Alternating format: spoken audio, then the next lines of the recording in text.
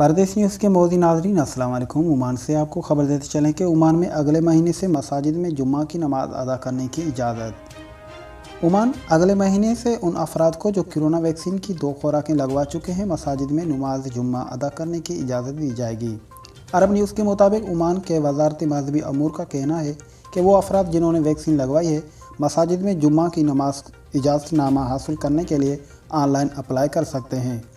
वज़ारत का कहना है कि वो रज़ाकारों की एक टीम बनाएगा ताकि मसाजिद में दाखिल होने वालों की तस्दीक हो सके कि उन्होंने वैक्सीन की 2 खुराकें लगवाई है।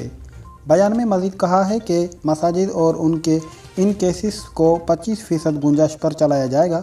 मसाजिद में समाजी फासला बरकरार रखने की पाबंदी पर अमल करना होगा। नमाजियों को अपने जाए नमाज साथ लाना होगा और मास्क भी पहना होगा। तो आज की यही न्यूज़ थी ओमान की तरफ से। अगर आप भी ओमान की खबरों से बाखबर रहना चाहते हैं तो हमारे परदेसी न्यूज़ चैनल को ज़रूर सब्सक्राइब करें ताकि हर न्यू आने वाली वीडियो वक्तन ब वक्तन आप तक पहुँच सके। आपकी कीमती वक्त का बहुत शुक्रिया। अल्लाह निगहबान।